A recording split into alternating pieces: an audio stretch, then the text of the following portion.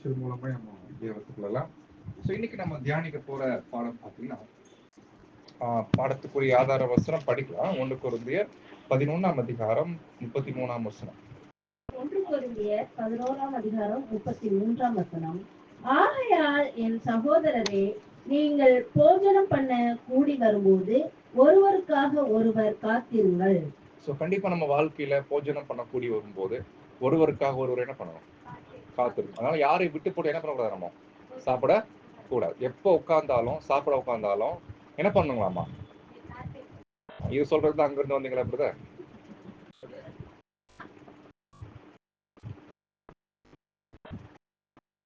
இது என்ன போஜனம் சொல்லுங்களா? வீட்டுல சாப்பிடுற சாப்பாடா? இல்ல சகோதர சகோதரர்களே, ஆனா இந்த வசனத்துல ரொம்ப கவனிக்க வேண்டிய பாயிண்ட் என்னன்னா, நீங்கள் போஜனம் பண்ணக்கூடி வரும்போது என்ன பண்ணுங்க? ஒருவருக்காக ஒருவர். என்ன இது? நம்ம எல்லாம் எத்தனை மணிக்கு போஜனம் பண்ணக்கூடி வருவோம்? இல்ல, இது வந்து ரா போஜனம் பத்தி பேசுறோம். 6 மணிக்கு கூடிய. எத்தனை மணிக்கு ஸ்டார்ட் ஆகும்? 5 மணிக்கு. இல்ல, எத்தனை மணிக்கு முடிப்பீங்க? சரி. ஸோ எல்லாரும் இங்கே தான் வருவோம். திடீர்னு பிரதர் கணேசன் பிரதர், நான் பஸ் மிஸ் பண்ணிட்டேன், ஒரு 1 hour லேட் ஆகும் அப்படின்றார். நான் வர்றதுக்கு 10 மணி ஆகும்ன்றார். வெயிட் பண்ணுவீங்களா?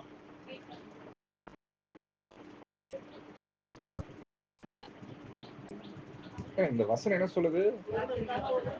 நீங்கள் போஜனம் பண்ணக்கூடி வரும்போது ஒருவருக்காக ஒருவர். ஆக்சுவலி அவர் வேணும்னு மிஸ் பண்ணல, சூழ்நிலை ஆயிடுச்சு, பஸ் மிஸ் பண்ணிட்டாரு. ஆனா 10 மணிக்கு வந்துருவார் இல்லைங்களா? இப்ப அந்த மாதிரி நேரத்துல என்ன பண்ணணும்? நம்ம எல்லாரும் வந்துட்டோம், என்ன பண்ணணும்? வசனம் இருக்கு, இது செஞ்சாலும் அவ்வளவுதான், முடிஞ்சு போகுது. என்ன இருக்கோ செய்யறோம் இல்லைங்க? அந்த வாய்ப்பாடு படிக்கிற மாதிரி ஓ 2 2, அது எப்படி ஓ 2 2 வந்து தெரியாது, ஓ 2 2 அது மாதிரி. அப்படி இருக்கும்போது இன்னைக்கு பொதுவா நிறைய விஷயங்கள் பாத்தீங்கன்னா பைபிள்ல ஃபாலோ பண்றது எல்லாமே, அது ஏன் தேவன் சொல்லியிருக்கிறாங்க, எதுக்கு சொல்லியிருக்கிறாங்க என்பதை புரிந்து செய்யணும் போவது ரொம்ப பிரயோஜனமா இருக்கு இல்லைங்களா? வெறுமனே இருக்குது நான் செய்யறோம் அப்படின்னு பண்ணோம்னா அது எனக்கு ஒரு ஃபார்மாலிட்டியா அது இஸ்ரேல் ஜனங்கள் அப்படிதான் பண்ணாங்க இல்லைங்களா? ஏதாவது பலி செலுத்தணும்னா காளையா புறாவா ஆடா பலி செலுத்தினா போதும் அப்படின்ற ஒரு மைண்ட் செட்டுக்கு வந்துட்டாங்க. அது ஏன் தேவன் செய்ய சொன்னாரு அப்படின்ற விஷயத்த என்ன பண்ணலாம் செய்ய புரிஞ்சுக்கணும். அப்போ நம்ம கூட கர்த்தர் இயேசு கிறிஸ்துடைய மரணத்தை நம்ம என்ன பண்ண போறோம்னா நினைவு கூற போறோம். அப்படி நினைவு கூறுவதற்காக நம்ம சபையாக கூடி வந்து அந்த ராப்போஜனம், அந்த பேர் என்ன? கர்த்தருடைய ராப்போஜனம். அது என்ன ராப்போஜனம் என்றால் என்ன? இரவு, போஜனம்னா சாப்பாடு இல்லைங்களா? லாஸ்ட் சப்பர் அப்படின்னா கர்த்தர் இயேசு சீஷர்களோட கடைசியா இரவு சாப்பாடு சாப்பிட்டார். ரா போஜனம் இல்லைங்களா? லாஸ்ட் சப்பர் சொல்லுவாங்க, கடைசி நைட் சாப்பாடு இல்லைங்களா? பட் அதுல என்ன ஒரு சில விசேஷம் அப்படின்னா, மத்த சப்பரை விட இந்த சப்பர்ல சில விசேஷம் இருக்குன்னா, அவர் தன்னுடைய மரணத்தை என்ன பண்ணிட்டாருன்னா நினைவு கூற சொல்லிட்டாரு அடையாளங்கள் மூலம். சோ எப்பப்பெல்லாம் கர்த்தருடைய மரணத்தை நம்ம நினைவு கூர்றோம், அது 2 அடையாளங்கள் மூலமா நினைவு கூர்றோம்.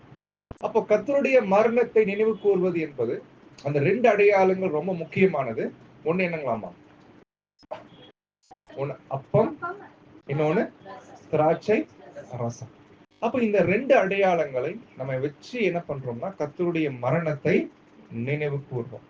அப்போ அந்த அப்பம் எதை குறிக்குது? அந்த திராட்சை ரசம் எதை குறிக்குது? இல்லைங்களா? சரீரம். அப்பம் குறிக்குது சரீரம், திராட்சை ரசம் குறிக்குது ரத்தம். சரி, அப்போ அவருடைய சரீரம் குறிக்குது அந்த அப்பம் அப்படின்னா, அப்ப அந்த சரீரம் எதை குறிக்குது? அந்த சரீரம் எதை குறிக்குது? அதுக்கப்புறம் அந்த ரத்தம் குறிக்குது திராட்சை ரசம்னா, அந்த ரத்தம் எதை குறிக்குது? இல்லைங்களா? இதை நம்ம தெரிஞ்சுக்கணுமா இல்லைங்களா? பாருங்க, இது நம்ம தெரிஞ்சுக்கிறதுக்காக படிக்கலாம். அதே ரோமர் 11ஆம் அதிகாரம் வசனத்துல ரோமன் சாரி 1 கொரிந்தியர் 11ஆம் அதிகாரம் 23 இருக்கு. 1 கொரிந்தியர் 11ஆம் அதிகாரம் வசனம் 23 நான் உங்களுக்கு ஒப்புவித்ததை கர்த்தரிடத்தில் பெற்றுக்கொண்டேன். என்னவெனில் கர்த்தராகிய இயேசு தாம் காட்டிக் கொடுக்கப்பட்ட அன்று ராத்திரியிலே அப்பத்தை எடுத்து ஸ்தோத்திரம் பண்ணி அதை பிட்டு, நீங்கள் வாங்கி புசியுங்கள், இது உங்களுக்காக பிற்கப்படுகிற என்னுடைய சரீரமாய் இருக்கிறது இல்லைங்களா? இப்பதான் கவனிக்கணும், அந்த அப்பம் குறிக்குது சரீரம். இப்ப சரீரம் எதை குறிக்குது நம்ம கேள்வி கேட்டோம்னா, அது இந்த வார்த்தை பயன்படுத்துறாரு, இது உங்களுக்காக பிற்கப்படுகிற என்னுடைய சரீரம்னா என்ன அர்த்தம் சொல்ல வர, இதுல என்ன அர்த்தம் தெரிஞ்சுக்கணும். அவருடைய சரீரம் பிக்கப்படுது இல்லைங்களா? அந்த சரீரம் பிக்கப்படுகிற என்ன அர்த்தம், அத புசிங்கன்ற. அப்போ பிக்கப்பட்ட சரீரத்தை நம்ம என்ன பண்ணணுமாமா, புசிக்கிறதுனா என்ன அர்த்தம்? அப்போ பிக்கப்படுறதுடைய அர்த்தம் என்ன, அந்த பிக்கப்பட்ட சரீரத்துல நம்ம புசிக்கணும் அப்படின்னு என்ன அர்த்தம் இல்லைங்களா? இந்த சரீரம் பத்தி யோவான் 6ஆம் அதிகாரத்துல படிப்போம் இல்லைங்களா? ஒரு டைம் இயேசு கிறிஸ்து யூதர்கள் மத்தியில பேசும்போது ஓப்பனா பேசுவார், நீங்க எல்லாரும் என் மாம்சத்தை என்ன பண்ணணும், சாப்பிடணும், என் ரத்தத்தை குடிக்கணும்னு. அவங்க என்ன பண்றாங்க, என்னது என்ன சரீரத்தை சாப்பிடணுமா, உங்க கறி அதாவது கறி மாதிரி சாப்பிடுறீங்களா, அப்புறம் உங்க ரத்தத்தை எல்லாம் டென்ஷன் ஆயிட்டாங்க இல்லைங்களா? நிறைய பேர் டென்ஷன் ஆயிட்டாங்க, சில பேர் இடறி ஆயிட்டாங்க. இந்த டாக்டர்னா நமக்கு செட் ஆகாது இல்லைங்களா? இது ரொம்ப தவறா இருக்குது. ஏன்னா பழைய ஏற்பாட்டுல நியாயபரமான கட்டளை ரத்தமே, ஜெனரலா எந்த மிருகத்துடைய ரத்தமே குடிக்க கூடாது. ஏன்னா ரத்தத்துல என்ன இருக்கு, அப்படி இருக்கும்போது நீங்க யார் ரத்தத்தை குடிக்க சொல்றீங்க, என் ரத்தத்தை குடிக்க சொல்றீங்க. எங்க படிக்கிறீங்க? யோவான் 6ஆம் அதிகாரம் என் மாம்சத்தை படிங்க. யோவான் 6ஆம் அதிகாரம் 54ஆம் வசனம், என் மாம்சத்தை புசித்து என் இரத்தத்தை பானம் பண்ணுகிறவனுக்கு நித்திய ஜீவன் உண்டு, நான் அவனை கடைசி நாளில் எழுப்புவேன். பாத்தீங்களா, என் மாம்சத்தை சாப்பிட்டு, லோக்கல் பாஷையில் சொல்லணும்னா என் மாம்சத்தை சாப்பிட்டு என் ரத்தத்தை குடிக்கிறவருக்கு என்ன இருக்குங்க, நித்திய ஜீவன் இருக்குது. அப்படியே 53ஆம் வசனம் 53ஆம் வசனம், அதற்கு இயேசு அவர்களை நோக்கி, நீங்கள் மனுஷகுமாரனுடைய மாம்சத்தை புசியாமலும் அவருடைய இரத்தத்தை பானம் பண்ணாமலும் இருந்தால் உங்களுக்குள்ளே ஜீவன் இல்லை என்று மெய்யாகவே மெய்யாகவே உங்களுக்கு சொல்லுகிறேன். அடுத்து 56ஆம் வசனம், என் மாம்சத்தை புசித்து என் இரத்தத்தை பானம் பண்ணுகிறவன் என்னிலே நிலைத்திருக்கிறான், நானும் அவனிலே நிலைத்திருக்கிறேன். இப்படி சொல்லும் போது என்ன ஆயிருதுன்னா 60ஆம் வசனத்துல படிக்கிறோம். 60, அவருடைய சீஷரில் அநேகர் இவைகளை கேட்டபோது, இது கடினமான உபதேசம், யார் இதை கேட்பார்கள் என்றார். பாருங்க, இப்போ ஆரம்பத்துல அவங்களுக்கு என்ன இயேசு இப்படி சொல்றாரு, சரீரத்தை சாப்பிடணும், என் ரத்தத்தை குடிக்கணும் அப்படின்றாரு இல்லைங்களா? ஒண்ணு அவங்களுக்கு புரியல. ஆனா இதோடைய அர்த்தம் என்ன இல்லைங்களா? நம்மளும் பாத்தீங்கன்னா அடையாளமா பண்றோம். அப்பம் குறிக்குது சரீரம், அந்த திராட்சை ரசம் குறிக்குது அவருடைய ரத்தம். இப்போ அந்த சரீரம் எதை குறிக்குது, அந்த சரீரம் எதை குறிக்குது நம்ம தெரிஞ்சாதான் அதை நம்ம சாப்பிடுறதுடைய அர்த்தமே என்னன்னு தெரியும். அப்போ என்ன விஷயம், சரீரம் குறிக்குது, என்ன குறிக்குது? ஏன்னா இயேசு கிறிஸ்து சொன்ன, இது உலகத்துக்காக நான் கொடுக்கிற என்னுடைய ஜீவன் இல்லைங்களா? அதே யோவான் 6ஆம் அதிகாரத்திலே வரும் பாருங்க, உலகத்தின் ஜீவனுக்காக இல்லைங்களா?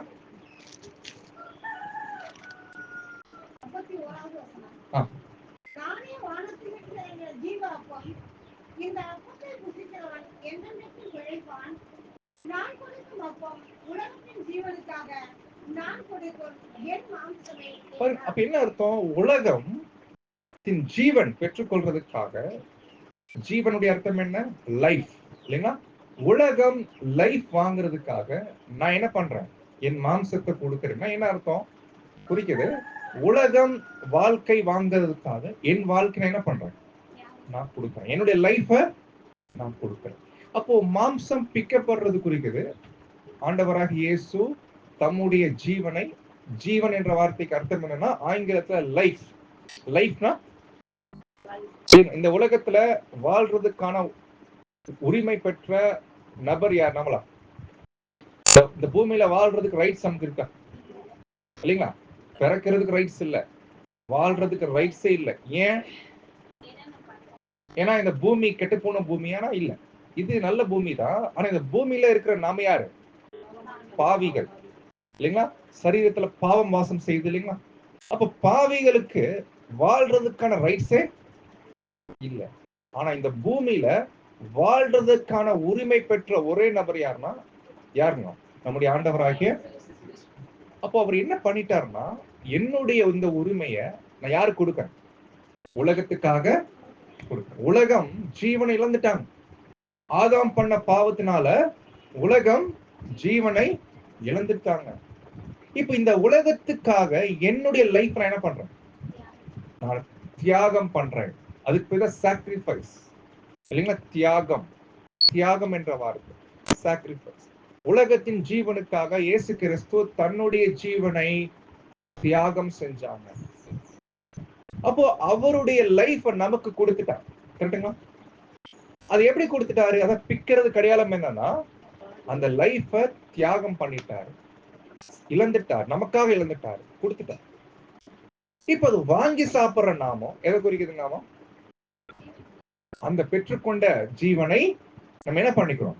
விசுவாசத்தினால இல்லைங்களா? இல்ல விசுவாசம் தான். விசுவாசத்தினால ஜீவன் நம்ம என்ன பண்ணிக்கிறோம்? பெற்றுக்கொள்வோம்.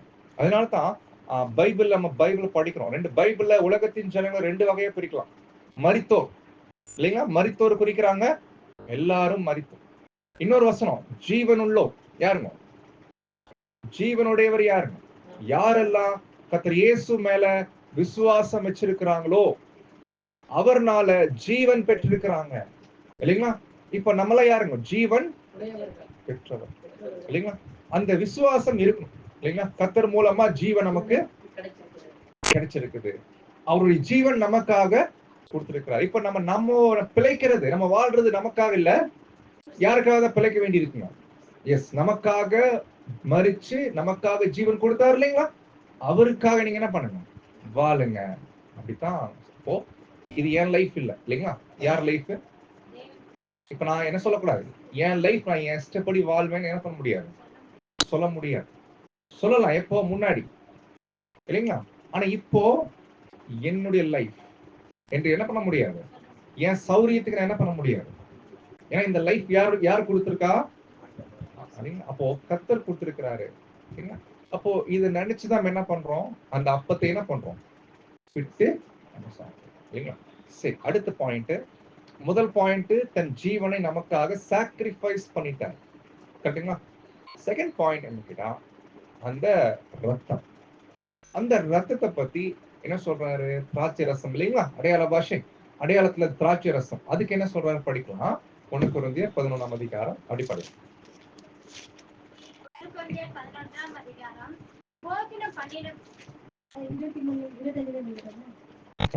போஜனம் பண்ணின பின்பு அவர் அந்தபடியே பாத்திரத்தையும் எடுத்து, இந்த பாத்திரம் என் இரத்தத்தினால் ஆகிய புதிய உடன்படிக்கையாய் இருக்கிறது. நீங்கள் இதை பானம் பண்ணும் போதெல்லாம் என்னை நினைவு கூறும்படி இதை செய்யுங்கள் என்றார். பாருங்க, இப்போ நெக்ஸ்ட் ரத்தம். அந்த திராட்சை ரசம் எடுக்கிறாரு, எடுத்துட்டு இது ரத்தம் சொல்றாரு. ஆனா என்ன ரத்தம்? மாமா இல்லைங்களா? சரி, அப்போ இந்த ரத்தம் எதை குறிக்குது? பைபிள்ல மாம்சம் குறிக்குது, அவர் ஜீவன், அவருடைய லைஃப். அப்படின்னா ரத்தம் எதை குறிக்குது?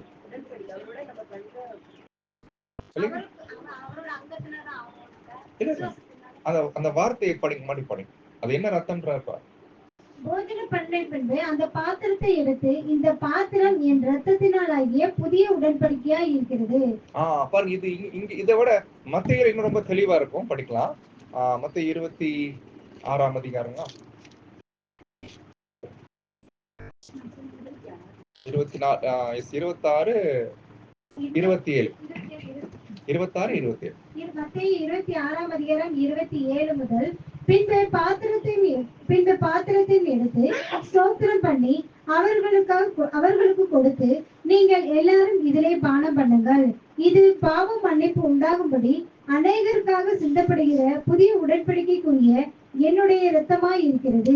இது ஒரு வார்த்தை பயன்படுத்துறாரு, சிந்தப்படுகிற ரத்தம் இல்லைங்களா? என்னுடைய ரத்தம். என்ன ரத்தம்? சிந்தப்படுகிற ரத்தம். ரத்தம் சிந்தப்படுதுன்னா அப்போ ரத்தம் சிந்தப்படுறது எதை குறிக்குது இல்லைங்களா? இப்போ ரத்தம் நரம்புல ஓடிட்டு இருந்துச்சுன்னா நமக்கு என்ன இருக்குன்னு அர்த்தம்? உயிர் இருக்குன்னு அர்த்தம் இல்லைங்களா? அதே ரத்தம் நரம்ப விட்டு சிந்தப்படுது அப்படின்னா, வெளியே வருது அப்படின்னா என்ன அர்த்தம்? சாவுன்னு அர்த்தம். செத்து போயிட்டீங்க அர்த்தம். வேணா ட்ரை பண்ணி பார்க்கலாமா? இப்போ எல்லா உடம்பும் ரத்தம் ஓடிட்டு இருக்கீங்களா?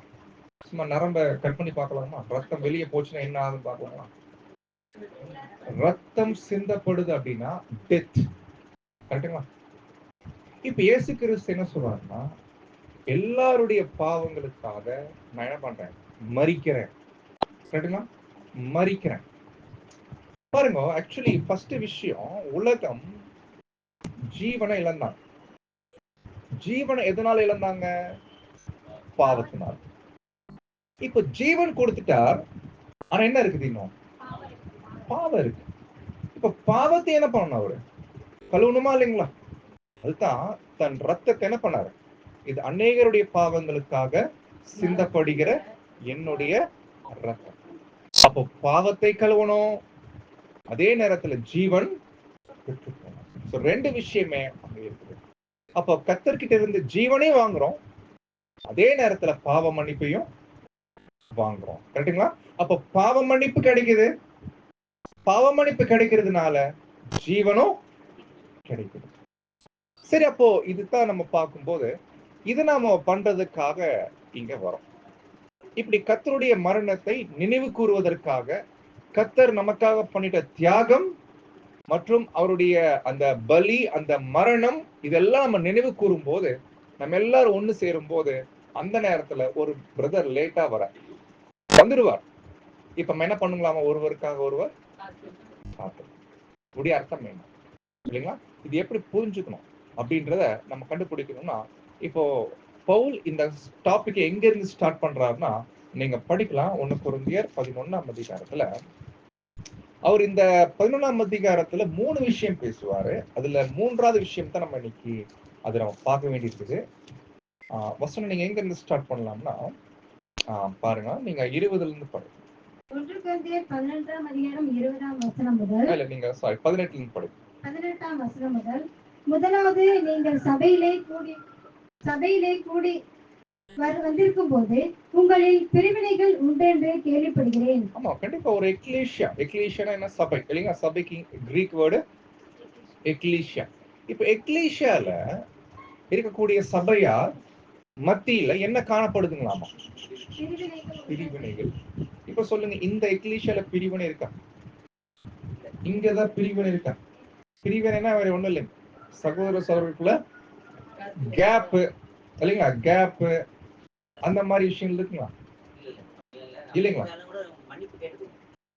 அப்ப பிரிவினை இல்ல, எந்த பிரச்சனையும் இல்ல. சரி, விட்டுருங்க. அப்போ சப்ஜெக்ட் தேவைப்படாதுன்னு நினைக்கிறேன். பட் இருந்தாலும் நம்ம பார்க்கலாம் இல்லைங்களா?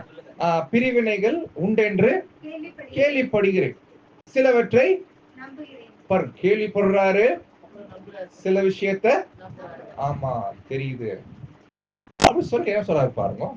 உங்களில் உத்தமர்கள் இன்னார் என்று வெளியாகும்படிக்கு மார்க்க வேதகங்களும் உங்களுக்குள்ளே உண்டாயிருக்க வேண்டியதே. அப்போ இது ரைட்டா ராங்கா? பிரிவினைகள் இருக்கிறது சபையில ரைட்டா ராங்கா? சபையில பிரிவினை இருக்கிறது ரைட் ஆர் ராங்? கண்டிப்பா ராங். ஆனா இந்த ராங் தான். ஆனா இது தேவன் என்ன பண்ணிடுறார்? அனுமதிக்கிறார். ஏன் தெரியுங்களா? இதுல கூட நம்ம பண்ற ராங்ல கூட சில விஷயம், நல்ல விஷயம் வெளிப்படுது. என்னன்னா, உத்தமர்கள் இன்னார் என்று வெளிப்படுது. கரெக்டுங்களா? அப்போ ஒருவேளை சபையில பிரிவினைகள் இருக்கு அப்படின்னா இல்லைங்களா, அது சின்ன எக்லீஷியா இருக்கலாம், இல்ல பெரிய ஒரு தமிழ்நாடு முழுக்க இருக்கக்கூடிய சபையாரா இருக்கலாம். பிரிவினைகள் அது ஒண்ணும் பண்ண முடிய மாட்டேங்குது, நிறைய இருக்குது. ஆனா இதுல என்ன விஷயம்னா, யார் எந்த குரூப்ல இருக்கிறது பெரிய விஷயம் இல்ல இல்லைங்களா? நீங்க எந்த குரூப்னா? நீங்க எந்த குரூப்?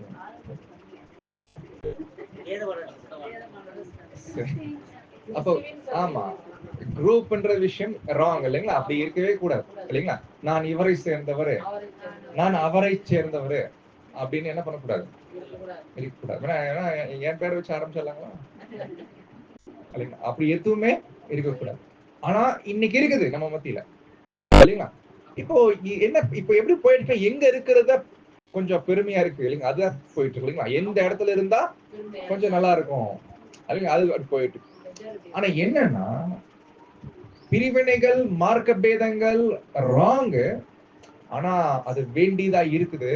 ஏன்னா அப்பதான் தெரியுமாமா உத்தமர்கள் இல்லைங்களா? யார் இந்த உத்தமர்கள்? யார் சத்தியத்துக்காக, நீதிக்காக நிக்கிறாங்களோ அவங்க தான் உத்தமர். அது யார் பாக்குறா? தேவன் பாக்குறா இல்லைங்களா? கூட இருக்கிற பிரதர் சிஸ்டர்ஸ் பார்க்க வேண்டிய அவசியம் இல்லை இல்ல, அவங்க பார்க்கணும்ன்ற எண்ணமும் நமக்கு தேவையில்லை. சர்டிபிகேட் கொடுக்கிறது யார் தான்? தேவன் தான். அப்போ உத்தமர்கள் இன்னார் என்று விளங்கும்படி இந்த மாதிரி விஷயங்கள் தேவையா இருக்குது சொல்லிட்டு அடுத்து என்ன சொல்றாரு பாருங்க. இந்த மாதிரி நீங்க பிரிவினைகளோடு இருக்கிறீங்க, இப்ப இந்த நேரத்துல என்ன பண்றீங்க? நீங்கள் ஒரு இடத்தில் கூடி வரும்போது அவனவன் தன் தன் சொந்த போஜனத்தை முந்தி சாப்பிடுகிறான். ஒருவன் பசியாய் இருக்கிறான், ஒருவன் வெறியனாய் இருக்கிறான். ஆமா, நீங்க ஒரு இடத்துல கூடி வர்றீங்க, எதுக்காக வர்றீங்க? சாப்பிடுறதுக்காக வர்றீங்க அதானே? இப்ப சாப்பிடுறதுக்காக கூடி வரும்போது சில பேர் எப்படி சாப்பிடுறாங்களாமா? முந்தி சாப்பிடுறாருன்னா என்ன அர்த்தம் இல்லைங்க? இப்போ ஒண்ணு இல்லைங்க, இப்போ நம்ம ஒரு கன்வென்ஷன் பண்ணோம்னா அதுல கடைசியா போய் நிப்போமா, முதல்ல போய் நிப்போமா? இல்ல ஏதோ ஒரு கல்யாணத்துக்கே போறோம்னு வைங்களேன், முதல் பந்திக்கு போவோமா, கடைசி பந்திக்கு போவோமா? அப்படியே போவீங்க? இடம் இருந்தா தான் போவீங்களா? ஏன் அப்படின்னா, ஒருவேளை லெக் பீஸ் இருந்துச்சுக்கோங்களேன், லெக் பீஸ் இருந்தா நம்ம முன்னாடியே கிடைக்கும், பின்னாடி கடைசியில வரவங்களுக்கு என்ன கிடைக்காது, அது நல்லாவே தெரியும் இல்லைங்களா? அப்போ அந்த லெக் பீஸ் எனக்கு கிடைக்கணும் அப்படின்றதுக்கு நான் என்ன பண்றேன், நான் முன்னாடி போறேன். அப்படி போறதுனால யாரு கிடைக்காம போகுது? கிடைக்காம போகுது இல்லைங்களா? இதே மாதிரி தான் முந்தி சாப்பிடுகிறான் அப்படின்னா பின்னாடி வரவருக்கு என்ன பண்ணல, மிச்சம் வைக்கல இல்லைங்களா? பின்னாடி வரவருக்கு மிச்சம் வைக்கல. அந்த மாதிரி வீட்டுல என்ன பண்றாரு, இது இது எங்கன்னு பேசல, பட் சாப்பிடும் போது முந்தி முந்தி சாப்பிடுறாரு, பின்னாடி வரவருக்கு வைக்கவே இல்லை சொல்றாரு. அடுத்த பாயிண்ட் என்ன சொல்றாரு? முந்தி சாப்பிடுறான், அப்புறம் ஒருத்தர் பயங்கர பசியில இருக்கிறாரு இல்லைங்களா? பசி அப்படின்னா இவரு வந்ததே எதுக்கு தான் வந்திருக்கிறாரு? சாப்பிடுறது தான் வந்திருக்கிறார். ஏன்னா ஒரு ஆல்ரெடி பயங்கர பசி. ஏன்னா நீங்க எல்லாம் ஒன்னா சேர்ந்து சாப்பிடுறீங்க, நான் பாக்குறேன். நான் வந்ததே எதுக்குன்னா என் பசிய போக்குறதுக்காக வந்திருக்கிறேன். ஒருத்தர் பசியா இருக்கிறாரு. அடுத்து பாத்தீங்கன்னா மூணாவது எப்படி சாப்பிடுறாருங்க? எப்படி சாப்பிடுறாரு? பயங்கர வெறி இல்லைங்களா? அது ரொம்ப சாப்பாடு நிறைய போட்டு சாப்பிடுறாரு இல்லைங்களா? சோ அப்போ ஒருத்தர் யாருக்கு பின்னாடி வரவருக்கு கொஞ்சம் கூட மிச்சம் வைக்க எண்ணம் இல்ல, ஒருத்தர் பசிக்காகவே வராரு, இன்னொருத்தர் பாத்தீங்க அது மேல ரொம்ப வெறியா இருக்கிறாரு. அது சாப்பிடும் போது எப்படி சாப்பிடுறாரு? இப்ப வெறியா இருந்தாலும் எப்படி சாப்பிடுவார்? ரொம்ப டேஸ்டா இருக்குது இல்லைங்களா? அதை சாப்பிடும் போது எப்படி சாப்பிடுவார்? ஏன்னா பாருங்க, நமக்கு என்ன வேணும், ஸ்வீட் வாங்கலாமா இல்ல இது வாங்கலாமா அப்படின்னு யோசிச்சு சாப்பிடுவோம். அப்படி இவர் அப்படி இல்லை, எப்படி இருக்கிறாரு? எல்லாத்தையும் போடுங்க, என்ன இருக்கு எல்லாத்தையும் போடுங்க இல்லைங்களா? எது எது நம்ம உடம்புக்கு எது தேவை எது தேவையில்லை அப்படிலாம் இல்லை, என்ன இருக்குதோ என்ன பண்றாரு, சாப்பிடுறாரு இல்லைங்களா? சரி, இதெல்லாம் பவுல் எதை பத்தி பேசிட்டு இருக்கிறார்? நம்ம வீட்டுல பண்ற சாப்பாடு சாப்பிடும் போதா, இல்ல ஒரு கல்யாணத்துக்கு போய் சாப்பிடும் போதா, இல்ல சபையில மீட்டிங் நம்ம பண்றோம் இல்லைங்களா, ஒன் டே மீட்டிங் அப்போ சாப்பிடும் போதா? எதுவுமே இல்லை இல்லைங்களா? இது எந்த சாப்பாடை பத்தி பேசிட்டாரு? அடுத்த வருஷம் இப்படி செய்கிறது கர்த்தருடைய ராபோஜனம் பண்ணதில் அல்லவே. கரெக்ட். இதுல எப்ப நடக்குதாமா? கர்த்தருடைய ராபோஜனம். ராபோஜனம் பண்ண கூடி வரும்போது எப்படி எல்லாம் வந்திருக்கிறாங்கன்றத என்ன பண்றாரு, காண்றாரு. இப்போ அப்படியே நீங்க இமேஜினேஷன் பண்ணுங்க, நம்ம எல்லாம் ராபோஜனம் பண்ண வரோம் இல்லைங்களா? ராபோஜனம் பண்ண வரும்போது ஒரு பிரதர் எப்படி இருக்கிறாரு? ஃபர்ஸ்ட் பாயிண்ட் முந்தி இல்லைங்களா? இப்ப நம்ம எல்லாரும் ராப்போஜனம் பண்ண வரும்போது என்ன இருக்கும் இல்லைங்களா? அந்த அப்பம் ஃபுல்லா இருக்குமா பீஸா இருக்குமா? கட் பண்ணி போட்டுருவாங்களா? இப்ப நீங்க பிக்க மாட்டீங்க.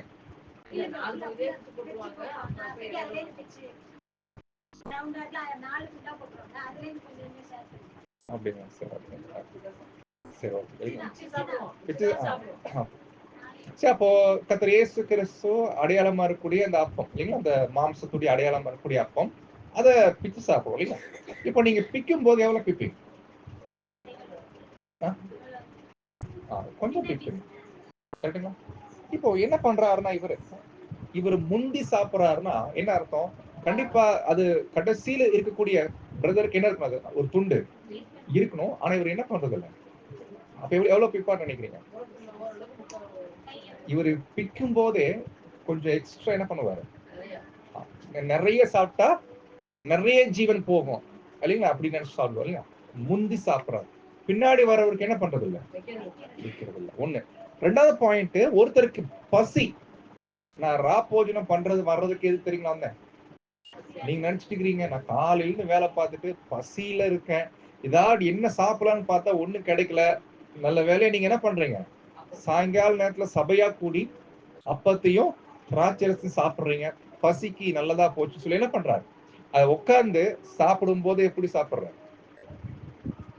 ஒண்ணுக்கு 2 வாய் என்ன பண்றாரு இல்லைங்களா? ஆனா அவருக்கு தட்டு அப்படி கடந்து போகும்போது அவருக்கு என்ன ஆயிரும்? இன்னும் கொஞ்சம் துண்டு கிடைச்சா என்ன பசிக்குது இல்லைங்களா? இது ஒண்ணு. இன்னொரு வகுப்பா என்ன பண்றாங்களாமா? வெறியா இருக்கிறாங்க. இப்ப வெறியா இருக்கிறாங்கன்னா எப்படி குடிப்பா திராட்சை ரசத்தை? இல்லைங்களா? ஒரு கடி, ஒரு நிறைய முடக்கு இல்லைங்களா? இப்படிதான் சாப்பிடுவார் இல்லைங்களா? இப்படி பண்ணுகிறது ராப்போஜனம் பண்றது. இந்த மாதிரி யார் பண்ணாங்களாமா? கொருந்து எக்லீசியால பண்ணாங்க. கொருந்து சபையில சபையார் கூடி வந்திருக்கிறாங்க. வந்த நோக்கம் ராப்போஜனம் பண்றது. ஆனா அவங்க பண்ற விதத்தெல்லாம் பார்த்தா பவுல் பாக்குறாரு, என்ன நீ முந்தி சாப்பிடுறீங்க, யாருக்கு மிச்சம் மீதி விக்கிறது இல்ல. நீங்க என்ன பண்றீங்கன்னா சில பேர் பசிக்காகவே என்ன பண்றீங்க சாப்பிடுறீங்க. இன்னும் சில பேர் எப்படி இருக்கிறாங்க? வெறியில சாப்பிடுறாரு இல்லைங்க, இஷ்டத்துக்கு என்ன பண்றாரு சாப்பிடுறாரு. இது என்னப்பா ராப்போஜனம் அப்படின்னு என்ன பண்றாருன்னா, அதுக்கப்புறம் தான் ராப்போஜனம் பண்ண வரும்போது இந்த அப்பம் திராட்சை ரசத்தை எப்படி நம்ம பார்க்கணும். நீங்க அப்பத்தை பிக்கிறதுக்கு முன்னாடி அந்த அப்பம் எதை குறிக்குது, எதனால நான் அதை கை வச்சு நான் பிக்கிறேன், அதை பிட்டு நான் சாப்பிடுறது எதை குறிக்குது என்று, அப்பம் என்னை குறிக்குது என்பதை, அந்த சரீரம் எதை குறிக்குது என்பதை நிதானித்து பார்க்க என்ன பண்ணக்கூடாது, கை வைக்கவே கூடாது.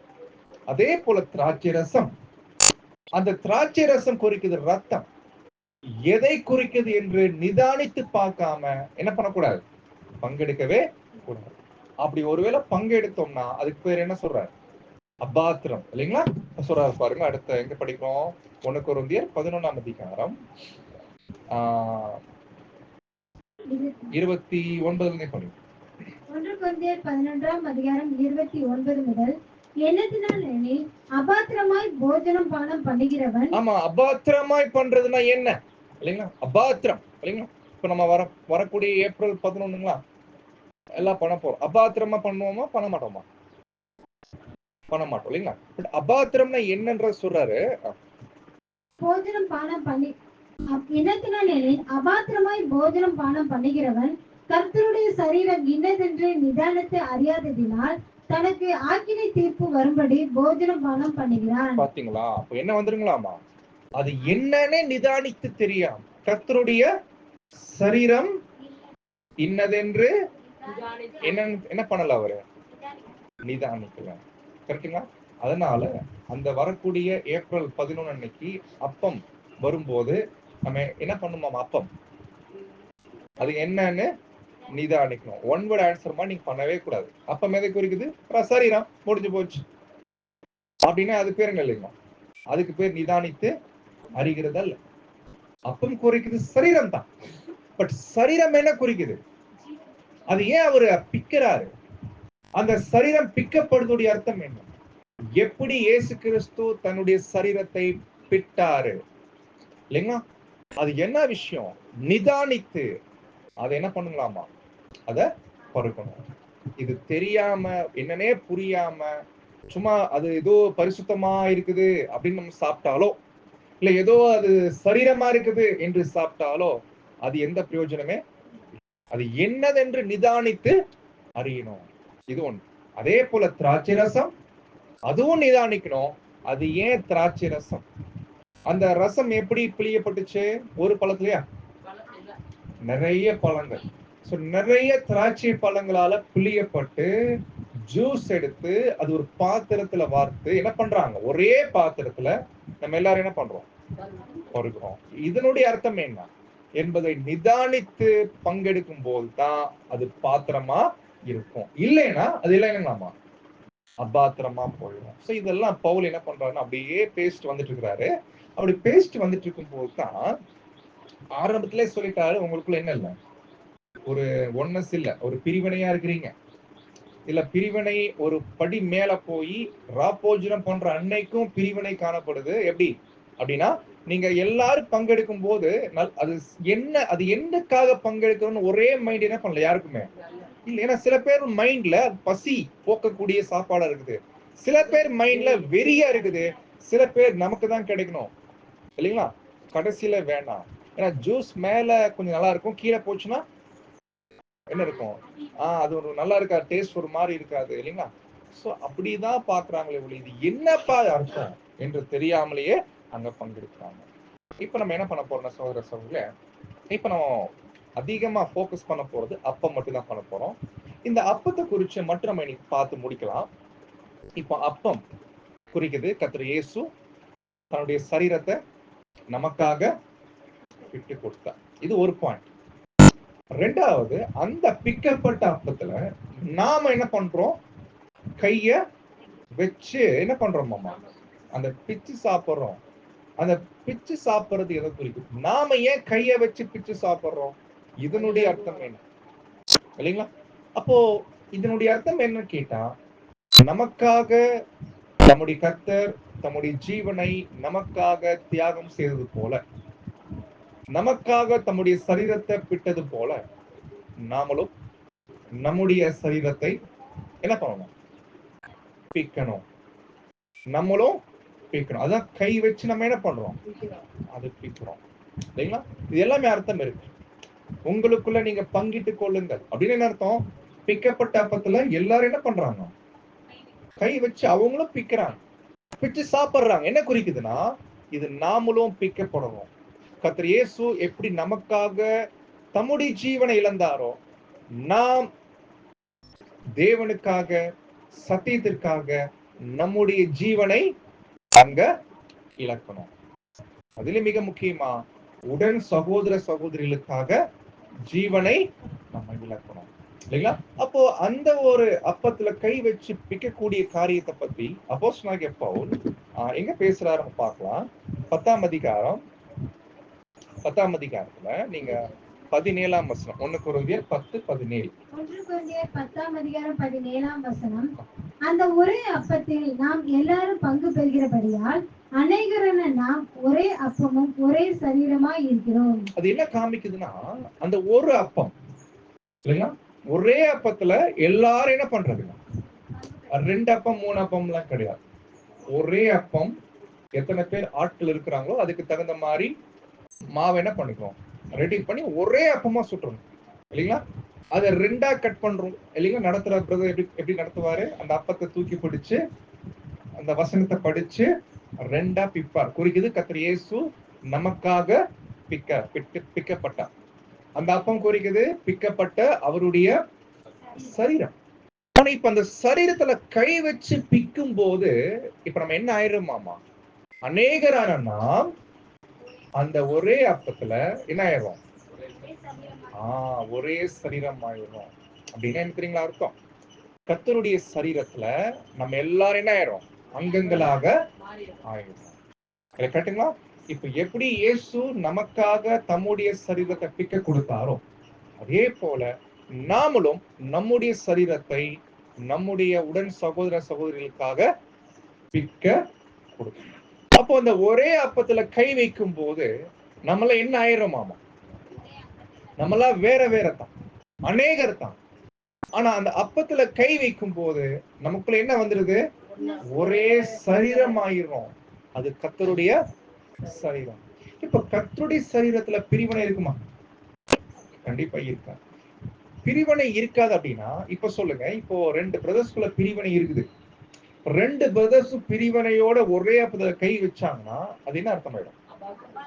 கண்டிப்பா அது அபாத்திரமாகும். ரெண்டாவது அது பேர் என்னங்க? அது அபாத்திரம் தான் இல்லைங்களா? அது பெரிய அது அந்த அப்பத்தை குறித்து குற்றம் உள்ளவனாய் இருப்பான். அப்போ பிரிவினைகளோட இல்லைங்களா, ஒருவேளை ஒரே அப்பத்துல கை வைக்கும் போது அது ரொம்ப ரொம்ப தப்பா போகுது. ரெண்டாவது விஷயம் நம்ம பார்க்கிறோம், அப்படி அப்பத்துல கை வைக்கும் போது நம்ம எல்லாம் அநேகரானா ஒரே அப்பமா இருக்கிறோம், ஒரே சரீரமா இருக்கும் சொல்லும் போது இப்போ ஒரு அங்கம் வர்றதுக்கு லேட் ஆயிடுச்சு. எந்த அங்கம்? ஒரு அங்கத்தினர் சபைக்கு வரல. ஆனா வந்துருவார், 10 மணிக்கு வந்துருவார். அப்பம் ரெடியா இருக்குது, அப்பத்துல கை வைக்க நம்ம எல்லாரும் ரெடி. ஆனா ஒரு அங்கம் மட்டும் என்ன இருக்கும்? வரல. இப்ப என்ன பண்ணலாம்? நம்ம எல்லாம் சாப்பிட்டு முடிச்சிடலாம், மிச்சம் ஒரு துண்டை மட்டும் என்ன பண்ணிக்கலாம்? வச்சுக்கலாம். அவர் வந்ததுக்கு அப்புறம் அவர் எடுத்து சாப்பிட்டு என்ன பண்றோம்? அப்படிங்களா? ஏன் பவுல் சொன்னாருன்னா ஒருவர் காத்திருங்க. ஏன்னா இப்ப வரவர் லேட் ஆயிடுச்சுன்னா நீங்க என்ன பண்ணிருவீங்க? டோட்டல் அப்பத்தி என்ன பண்ணிருவீங்க? முடிச்சிருவீங்க. ஏன்னா ஆல்ரெடி நீங்க பசியாவே இருக்கிறீங்க. சில பேரு இப்ப ஒண்ணு இல்லைங்க, நம்மளாம் பாருங்க, இப்போ அப்பத்துல மிச்சம் ஆயிடுச்சுன்னு வைங்களேன், நம்ம எல்லாம் என்ன பண்ணுவோம்? பாத்தீங்களா, அது வச்சுக்க மாட்டோம், அப்படியே எல்லாமே பண்ணுவோம். எல்லாம் முடிச்சுட்டு எல்லாம் கம்ப்ளீட்டா கிளியர் பண்ணிட்டு போவோம் இல்லைங்களா? அப்ப அந்த மாதிரி நேரத்துல ஒரு பிரதர் லேட்டா வராரு அப்படின்னா அது என்ன ஆயிருங்க? அது கூட அபாத்திரமா. அப்போ ஒருவருக்காக ஒருவர் காத்திருங்கள் உடைய அர்த்தம் என்னன்னா, ஒருவேளை ஒரு சகோதரன் சகோதரி வராருன்னா அவரும் நம்மை போலவே கர்த்தருடைய சரீரத்துல ஒரு மெம்பரா இருக்கார். சோ இப்போ அவரும் இந்த ஒரே சரீரத்துல பங்கு பெறும். கரெக்டுங்களா? இப்போ அப்படி இருக்கும் போது அந்த அப்பத்தை நம்ம என்ன பண்ணிடக்கூடாது? முந்தி சாப்பிடக்கூடாது. ஒருவேளை நீங்க சாப்பிட்டு அவருக்கு மிச்சம் வைக்கலைன்னா அவரை நீங்க என்ன பண்ற மாதிரி? கர்த்தருடைய சரீரத்துல விட்டு விளக்குற மாதிரி இல்லைங்களா? சோ அந்த மாதிரி காரியத்தை பண்ணாதீங்க. ஓ, பவுல் இங்க என்ன சொல்ல வர்றாருன்னா, அந்த ஒரு அப்பத்துல கை வைக்கிறேன்னா இது ஏதோ இயேசுவுக்கு நமக்கு மட்டும் இல்ல இல்லைங்களா? இயேசுவுக்கும் எனக்கு மட்டுமல்ல, யாரு கூட வரா? என்னோடு கூட சகோதர சகோதரிகளுமே இருக்கிறாங்க இல்லைங்களா? அதனால சகோதர சகோதரிகளை நம்ம எப்படி பார்க்கணும்? ஒரு சபையில நம்ம எல்லாரும் சேர்ந்து ஒன்று கூடி வரோம்னா இருக்கிற ஒரு ஒரு அங்கங்களுமே தேவனுடைய பிள்ளைகள்.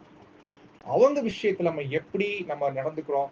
யார் யார்ட்டெல்லாம் மனக்கசப்பு வச்சிருக்கிறோம், யார் யார்ட்டெல்லாம் பிரிவினை வச்சிருக்கிறோம், அது எல்லாத்தையும் என்ன பண்ணுவோம்? வெளியே கலைந்து போட்டு இந்த மெமோரியல்ல வந்து பங்கெடுக்கும். ஓகேங்களா?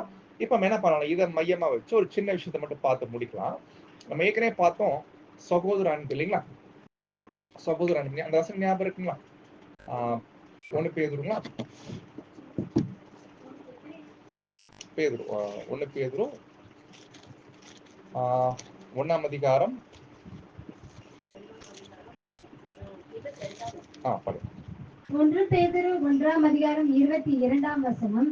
ஆகையால் நீங்கள் மாயமற்ற சகோதர சிநேகம் உள்ளவர்களாகும்படி ஆவியினாலே சத்தியத்திற்கு கீழ்ப்படிந்து உங்கள் ஆத்துமாக்களை சுத்தமாக்கி கொண்டவர்களாய் இருக்கிறபடியால் சுத்த இருதயத்தோடு ஒருவரில் ஒருவர் ஊக்கமாய் அன்பு கூறுங்கள். ஆமா, இது ஒருவரில் ஒருவர் ஊக்கமாய் என்ன பண்ணுங்க? அன்பு கூறுங்கள். ஏன்னா நம்ம ஒரே சரீரத்துல எல்லாம் என்னவா இருக்கிறோம்? அங்கங்களாக இருக்கிறோம். அது மட்டும் இல்ல, இன்னொரு வசனம் படிக்கலாம். 2 பேதுரு 1ஆம் அதிகாரம் 7ஆம் வசனம்.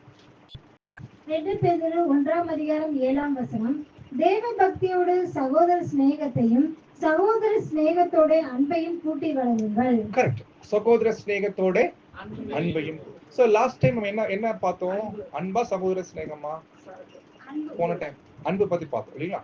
இப்போ அன்பு காமிக்கிறதுன்னு என்ன அர்த்தம்? சகோதரர்களுக்காக ஞாபகம் இருக்குங்களா? சுருக்கமா என்ன சொல்ல? அன்பு சகோதரர்கள் மேல அன்பு காமிக்கிறதுனா என்ன?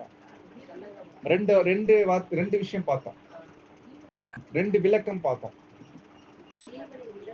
ஒண்ணு ஜீவன் கொடுக்கிறது. ஜீவன் கொடுக்கிறதுனா லைஃபையே கொடுக்கணும் இல்லைங்களா? இதை நம்ம அடையாளமா அந்த அப்பத்துல என்ன பண்றோம், நம்மளும் கை வச்சு விற்கிறோம் இல்லைங்களா? நான் எனக்காகவே வாழ்றேன்னா அது என்ன அர்த்தமாகாது. நான் எனக்காக மட்டும்தான் வாழ்றேன் அப்படின்னா கை வச்சுன்னா அபாத்திரமா போயிடும் இல்லைங்களா? ஏதோ ஒரு வகையில என்னால என்னுடைய சகோதர சகோதரிகளுக்கு என்ன இருக்கும் பிரயோஜனமா, சின்ன விஷயமோ பெரிய விஷயமோ, நான் என்னுடைய லைஃப தேவனுடைய பிள்ளைகளுக்காக பிரயோஜனமாகணும். என்னுடைய லைஃப நான் தியாகம் பண்றதுனால தேவனுடைய பிள்ளைகளுக்கு ஏதோ ஒரு வகையில பிரயோஜனம் ஆகணும் இல்லைங்களா? இதுதான் கரெக்டான அர்த்தத்துல புரிஞ்சுக்கிட்டு கை வைக்கிறது. இப்ப அப்படி வைக்கும் போது நம்ம ஜீவனை கொடுக்கணும். அதே போல சத்துருக்கள் விஷயத்துல அவங்களுக்கு நன்மை செய்யணும். இதெல்லாம் பார்த்தாச்சு. ஆனா இந்த அன்புக்குள்ள வளரணும்னா அதுக்கு முன்னாடி எதுல வளரணும்?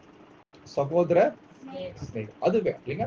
அப்போ அன்பு வேற, சகோதர அன்பு வேற, ரெண்டு வேற வேற.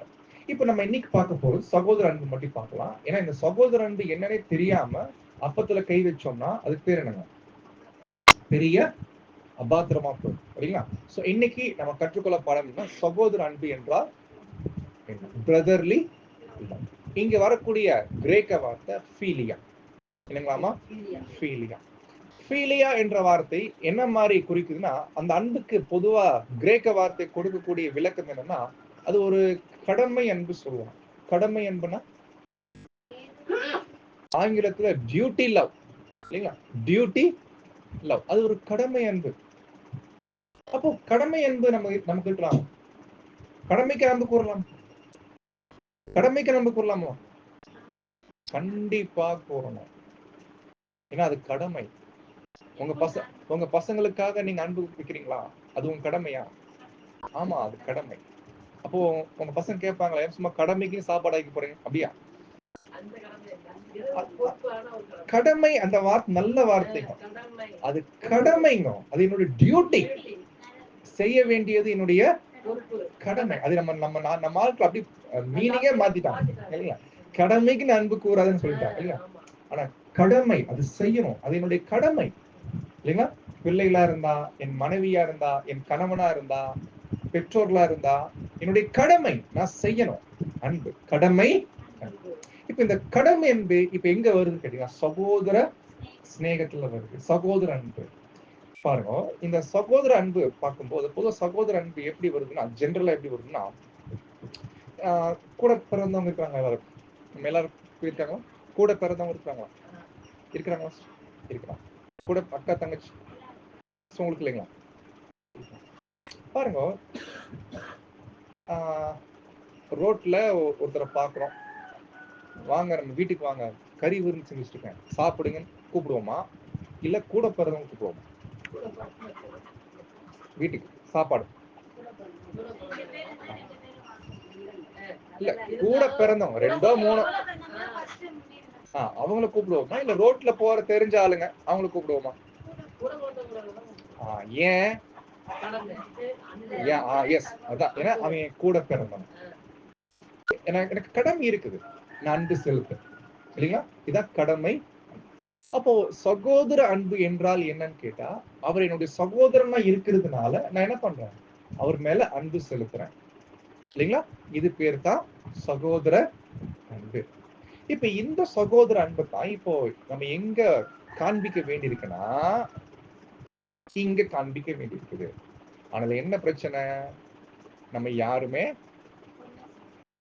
ஒரே ரத்த சம்பந்தமான உறவுகள் இல்ல. நம்மள நான் யாரோ நீங்க யாரோ அப்படின்னா எதன் அடிப்படையில நான் சகோதர அன்பை நான் காண்பிக்க முடியும் உங்ககிட்ட, இல்ல நீங்க என்கிட்ட? சகோதர அன்பு என்றால் என்ன பார்த்தோம். இவர் கூட எனக்கு கூட பிறந்ததுனால இவர் மேல் நான் காட்டக்கூடிய அன்பு என்னுடைய கடமை. என் கடமை எனக்கு காமிக்க வைக்கிறது அன்பு இல்லைங்களா? அதான் சகோதர அன்பு. பட் இந்த அன்பை நீங்க சகோதரனே இல்ல, ஆனா நான் இந்த அன்பை காண்பிக்கணும்னா முதல்ல நான் உங்களை எப்படி பார்க்கணும், சகோதரனா பார்க்கணும். பார்த்த பின்னாடி தான் எனக்குள்ள என்ன உணர்வு வரும், சரி நான் என்ன பண்ணணும், அன்பு செலுத்தணும் என்ற உணர்வு வருமா இல்லைங்களா? இப்போ எதன் அடிப்படையில நான் உங்க மேல கடமை அன்பு காமிக்க முடியும் அல்லது சகோதர அன்பு காண்பிக்க முடியும்? நல்லா பாருங்க. இப்போ கூட பிறந்தவன் ஒருத்தர் இருக்கிறான்னா அவனை பாக்குறதுக்கும் மத்த ஆளை பார்க்கறது வித்தியாசம் இருக்கு இல்லைங்களா? ட்ரெஸ் எடுத்து கொடுப்பேன், ஆனா மத்தவங்களுக்கு கொடுக்க மாட்டேன். ஏன்னா இது யாரு என் கூட பிறந்தாங்க. அது ஆட்டோமேட்டிக்கா உள்ளுணர்வே என்ன பண்ணும்? அன்பு காமிக்கும் இல்லைங்களா? இதே மாதிரி இவரை பார்க்கிற பார்வை எதனால? என் கூட பிறந்த ஒரே காரணத்தினால. பட் கூட பிறக்காத இவங்க எல்லாரையும் இந்த பார்வை பார்க்க முடியுமா? கூட பிறக்காதவங்களை இந்த பார்வை பார்க்க முடியுமான்னு கேட்டா முடியும். அந்த அன்புக்கு பேர் தான் சகோதர அன்பு, நம்ம காட்ட வேண்டிய அன்பு. ஆனா எதன் அடிப்படையில வருது? கண்டிப்பா ரத்த சம்பந்தமே இப்ப வேற ஏதோ விஷயம் இருக்கு இல்லைங்களா? எப்படி நீங்க முன்ன பின்ன யாருன்னே தெரியாத உங்களுக்கு என் கூட பிறந்தவங்கள மாதிரி நான் என்ன பண்றேன்? உங்களையும் ட்ரீட் பண்றேன் இல்லைங்களா? கூட பிறந்தவங்க மாதிரி என்ன பண்றேன்? ட்ரீட் பண்ணிக்கிறேன். ஒண்ணு இல்லை, இப்ப வீட்டுக்கு வரேன், வந்து என்ன பண்ணுவீங்க? டீ மட்டும் கொடுத்துட்டு அனுப்புவீங்களா இல்ல சாப்பாடு செஞ்சு போடுவீங்களா? அப்புறம் சரி கிளம்புங்க சொல்லுவீங்களா, இருந்துட்டு போங்கன்னு சொல்லுவீங்களா? நான் சொல்றதுக்காக என்னைய விடுங்க, வேற யாராவது பிரதர் சிஸ்டர் வந்தா இல்லைங்க இல்லைங்க. அப்ப இந்த பார்வை எப்படி வரணும், எதன் அடிப்படையில வரணும், அது ரொம்ப முக்கியம். ஏன்னா இதே விஷயம் நீங்க உலகத்தின் நண்பர்கள் மத்தியில என்ன பண்ணும் வரும். பட் இந்த அன்பு, சகோதர அன்பு, சகோதரனா பார்க்கக்கூடிய அன்பு எப்படி வரணும் என்ற பார்த்தோம்னா பைபிள்ல 2 பேர் இருக்கிறாங்க. இதுக்கு முன்னாடி பார்த்திருக்க வாய்ப்பே இல்லை. ஒருத்தர் வயசு வித்தியாசம் வேற. ஆனா என்ன ஆச்சரியம்னா ஒரு இதுவரைக்கும் பார்க்காத அந்த நபர் மேல அவ்வளோ சகோதர அன்பு காமிச்சார். அது யார் நம்ம பார்க்கும்போது நம்ம எல்லாரும் தெரியலீங்க. பழைய ஏற்பாட்டுல ஒரு சமயத்துல ஒரு பெரிய அரக்கன், தமிழ்ல அரக்கன் இல்லைங்களா, ஜெயண்ட் யாருங்க? கோலியா. எத்தனை நாள் வந்து மிரட்டிட்டு இருந்தாரு? 40 நாள். 40 நாள் அளவும் அவரு ஒரு பிளாக்மெயில் பண்ணார் இல்லைங்களா? ஒரு என்னங்க த்ரெட் கொடுத்தாரு. என்ன கொடுத்தாரு? ஒத்தைக்கு ஒத்தவா இல்லைங்களா, ஒண்டி கொண்டி வா, ஒருத்தன் இல்லையா. இஸ்ரேல் ரொம்ப நிந்திச்சார். உண்மையிலேயே கோலியாத்த 40 நாள் அவர் பண்ணும்போது கோலியாத்தை எதிர்க்கிறதுக்கு யாருக்குமே இல்ல தைரியம் இல்ல, துணிவு இல்ல. ஆனா இஸ்ரேல்ல 2 பேர் இருந்தாங்க. அவங்க நினைச்சாங்கன்னா கோலியாத்தை வீழ்த்த முடியும். அந்த வீழ்த்தக்கூடிய தெம்பு, பலம் இருந்துச்சு அவங்களுக்கு. அந்த 2 பேர் யாருங்க?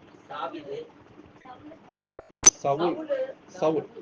இப்ப சவுல் அவருக்கு நினைச்சா என்ன பண்ணிருக்கலாம்? போய் ஜெயிச்சிருக்கலாம். ஆனா ஏன் அவர் போல? ஏன் சவுல் கோலியாத்தை எதிர்த்து போகல? என்ன காரணமா நினைக்கிறீங்க?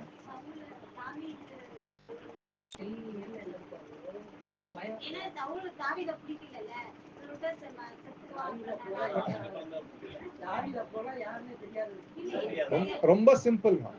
தேவனுடைய ஆவி என்கிட்ட இல்ல. ஆட்டோமேட்டிக்கா பயம் ஆயிடுச்சு. நான் போனா கண்டிப்பா போவேன், கண்டிப்பா தேவன் என் கூட இருக்க மாட்டாரு, நான் கண்டிப்பா தோத்துருவேன், பயம் வந்துருச்சு. ஆனா இதுவே சவுல் என்ன பண்ணிக்கலாம்? சரி, நான் மறுபடியும் தேவன்கிட்ட பிரேயர் பண்ணிட்டு போறேன், எனக்கு தேவன் கிருபை பண்ணுவார்னு சொல்லி போயிருந்தாலும் கூட பரவாயில்லை. ஆனா அவருக்கு விசுவாசம் இல்ல, துளி முழுக்க முழுக்க பயம் ஆயிட்டு அவர் என்ன கிடைக்கும்? சரி, அவர் விட்டுரு. ஆனா அதே ஊர்ல இன்னொருத்தர் இருக்கிறாரு, அவராலையும் கோலியாத்தை ஜெயிக்க முடியும். ஆனா அவரும் போல. அவர் யாரு? கரெக்ட், ஜோனத்தான் இல்லைங்களா? யோனத்தான் பத்தி படிக்கிறோம். ஒரு போர்ல போவாங்க இல்லைங்களா, தனியா போவார், கூட சப்போர்ட் ஒரு ஆள், அவ்வளவுதான். என்ன ஆச்சரியமா அந்த அந்த போரை முடிச்சு வருவா தெரியுமா? தேவன் நம்ம கூட இருக்கிறார் சொல்லிட்டு தைரியமா போய். அப்ப யோனத்தான் ஒரு விசுவாசத்துல பலமுள்ள ஒரு நபர். ஏன் அவர் போகல? ஏன் அவரை தேவன் பயன்படுத்தல? அதுக்கு ஒரு காரணம் இருக்குது. ஏன்னா இந்த நேரத்துல இப்ப தேவன் யாரை இறக்கணும்? அப்போ தாவீது இறக்குறதுக்காகவே ஒருவேளை என்ன நடந்திருக்க வாய்ப்பு இருக்குன்னா, யோனத்தான் நினைச்சா போயிருப்பார். ஆனா யோனத்தான போக விடக்கூடாது. கரெக்டுங்களா? அப்ப யோனத்தான் என்ன பண்ணிடணும்? பெட்ல படுக்க வச்சிடணும், அவ்வளவுதான் இல்லைங்களா? அப்ப ஏதோ ஒரு காய்ச்சலோ பலவீனமோ அவருக்கு என்ன பண்ணிருக்கணும்? வந்திருக்கும். ஆனா யோனத்தான் பத்தி நம்ம படிக்கிறோம். அந்த 40 நாள் அளவும் இவர் நிந்திக்கிற நிந்தைய காதுல கேட்க கேட்க ஒண்ணு என்ன பண்ண முடியல. ஒரு பக்கம் கோபம், ஒரு பக்கம் முடியாம இருக்கிறது நிலைமை, ரொம்ப வருத்தம் ஆயிடுச்சு, ரொம்ப வேதனை. ஏப்பா இஸ்ரேல ஒருத்தர் கூடமா இல்ல. அந்த ஒரு வலி வேதனை இருக்கும் போது கடைசியா 40வது நாள் ஒரு நியூஸ் வருது யோனத்தான், சார் ஒருத்தர் போனாரு, கர்த்தருடைய நாமத்துல போனாரு, தலையை விட்டுட்டாரு சார்னா, இத கேட்கும் போது யோனத்தானுக்கு என்ன இருக்கும்? யாருப்பா அது? நான் கண்டிப்பா பார்க்கணுமே. இவ்வளவு தேவன் மேல அன்பும் பக்தியும் அவ்வளவு என்ன மாதிரி யார் இருக்கிறா? என்கிட்ட இருக்கிற அதே வைராக்கியம் என்ன பண்றேன் பாக்குறேன்னு சொல்லி ஆளை வர வச்சா இவருக்கு கற்பனை பண்ணிருப்பார், நல்லா பெரிய ஆளா இருப்பாரு. ஆனா வந்து பார்த்தா சின்ன பையன், வெறும் 17 வயசு பையன், ஆள் கலரு அழகா இருக்கிறாரு. யோனத்தானுக்கு என்ன வருது? இதுக்குமே பார்த்ததே இல்லை யோனத்தான். இவர் யாருன்னு கூட தெரியாது. ஆனா இவரு காமிச்ச அந்த வைராகியம் எனக்குள்ள இருக்கு. எனக்குள்ள எந்த அளவுக்கு தேவன் மேல அன்பு, வைராகியம், பக்தி இருக்குதோ அதே தான் யார்கிட்ட பாக்குறேன். அப்போ அவருடைய பதில் எப்படி இருக்குன்னு பாருங்க. என்ன பண்ணாரு பாருங்க. 1 சாமுவேல் புஸ்தகம்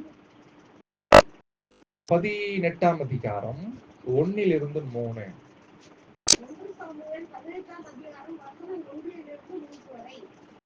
அவன் சவுலோட பேசி முடித்த பின்பு யோனத்தானுடைய ஆத்துமா தாவீதின் ஆத்துமாவோடே ஒன்றாய் இசைந்திருந்தது. பாருங்க என்ன அர்த்தம்?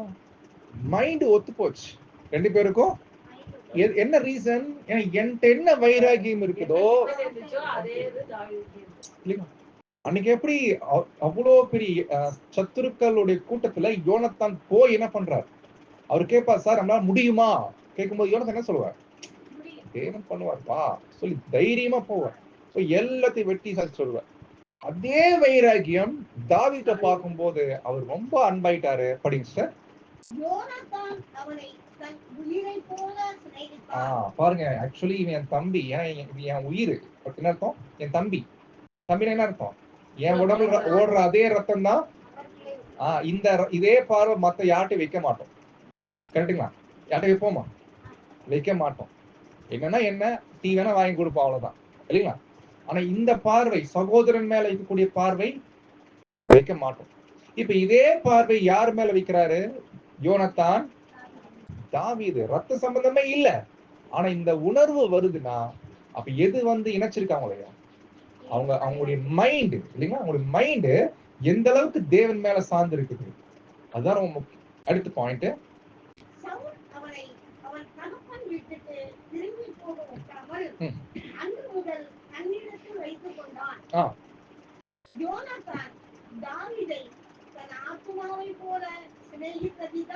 பாத்தீங்களா? தன் ஆத்மாவை போல என்ன பண்ணார்? ஸ்நேகம். ஸ்நேகம்னா சகோதர ஸ்நேகம். என்ன யோனத்தான் தன்கிட்ட என்ன அன்பு கூறுவாரோ அதே மாதிரிதான். அப்ப எவ்வளவு க்ளோஸா இருந்திருப்பாங்க இல்லைங்களா? சின்ன பையன் தான் தாவீது, இவர் அண்ணன் மாதிரி இல்லைங்களா? ஆனா தாவீத எவ்வளவு நேரம் அன்பு செலுத்திருப்பாரு, அவருக்கு தேவையான விஷயங்கள் வாங்கி கொடுத்திருப்பாரு. என்ன பார்த்தாரு தாவீது கிட்ட? ஒண்ணே ஒண்ணு, கர்த்தர் மேல வச்ச வைராக்கியம், அன்பு இல்லைங்களா? அதை பார்த்து தான், எனக்கு இவருடைய மைண்ட் அதே மைண்ட் தான், அவருடைய மைண்டும்.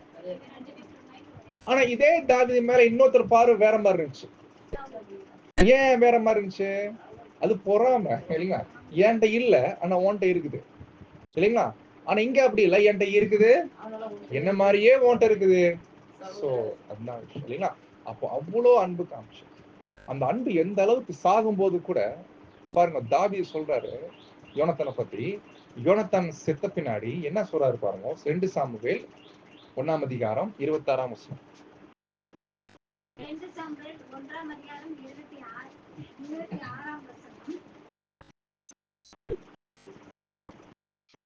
அப்போது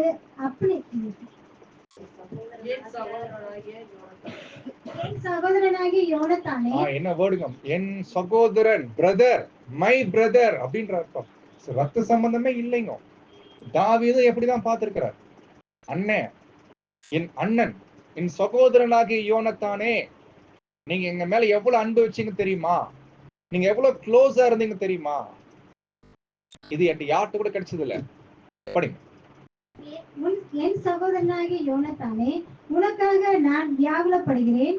நீ எனக்கு வெகு இன்பமாய் இருந்தாய். உன் சிநேகம் ஆச்சரியமாய் இருந்தது. ஸ்திரீகளின் சிநேகத்தை பார்க்கிலும் அதிகமாய் இருந்தது. ஸ்திரீகளின் சிநேகத்தை பார்க்கிலும் எப்படி இருந்துச்சாமா? அந்த சிநேகம், அன்பு அவ்வளவு இன்பமா இருந்துச்சு. எவ்வளோ யோனத்தான் சாகர வரைக்கும் தாவீது மேல என்ன பண்ணிருந்தார்? அவ்வளோ பிரியம். ஒரே காரணம் என்ன? இந்த மாதிரி தாவீத சகோதரனா பார்க்கக்கூடிய மைண்ட், இந்த மைண்ட் எப்படி வருங்க? பாருங்க, இது இது பொதுவா என்னதான் இருந்தாலும் கூட பிறந்தவங்க கிட்ட சண்டை போட்டாலும் என்ன பண்ண மாட்டாங்க? சில நேரங்களை விட்டு கொடுக்க மாட்டாங்க. பாத்துருக்கீங்களா? யார்கிட்ட என்ன பண்ண மாட்டாங்க? விட்டு கொடுக்க மாட்டாங்க. அப்புறம் பாருங்க, சில குழந்தைங்க எல்லாம் பாத்தீங்கன்னா அக்கா தம்பி சின்ன பையன் அடிப்பான், அக்காவை அடிப்பான். ஆனா அக்கா என்ன பண்ணாதுங்க? ஸ்கூல்ல எல்லாம் இருக்கும்போது என்ன பண்ணா? தம்பி அடிக்கும் போது யாராவது விட்டு கொடுக்க, ஏன் தம்பி இல்லைங்களா, ஏன் அக்கா, ஏன் தங்கச்சி இல்லைங்களா? இந்த பாசம் யோனத்தானுக்கு வந்திருக்குன்னா என்ன காரணம்? ஏன்னா ஒரு டைம் உங்க அப்பா சவுல் தாவீதை பயங்கரமா கண்டபடி திட்டுவார். அப்ப யோனத்தான் ரொம்ப டென்ஷன் ஆயிரும். டென்ஷன் கிளம்பிடுவார். நீங்க இந்த மாதிரி பேசிட்டு இருக்கிறது ஒன்றும் சரியில்லை. அவ்வளோ அன்பு வச்சிருக்காரு. ஒரே காரணம், என்ன மாதிரி யார் இருக்கிறான்? எந்த விஷயத்துல? தேவன் மேல, கர்த்தர் மேல அவ்வளவு அன்பு வச்சுட்டாங்க. இதே போலதான் நீங்க யார், நான் யாருன்னு எனக்கு தெரியாது. நீங்க எந்த பேக்ரவுண்டு, நான் எந்த பேக்ரவுண்ட் யாருக்குமே தெரியாது. நான் அமெரிக்கால இருக்கலாம், சிங்கப்பூர்ல இருக்கலாம், இந்தியால இருக்கலாம், ஏதோ ஒரு கிராமத்துல இருக்கலாம். நம்ம யாரும் இதுக்கு முன்னாடி சந்திச்சதே இல்லை. ஆனா நீங்க என்கிட்ட என்ன பார்க்கணும், நான் உங்ககிட்ட என்ன பார்க்கணும்?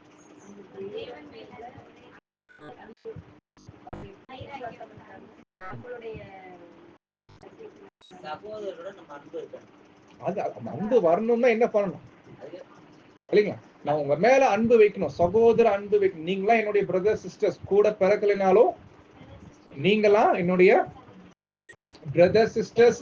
நான் உங்களை பார்க்கணும், அந்த பார்வை வைக்கணும்னா நான் உங்கள்கிட்ட என்ன பார்க்கணும்?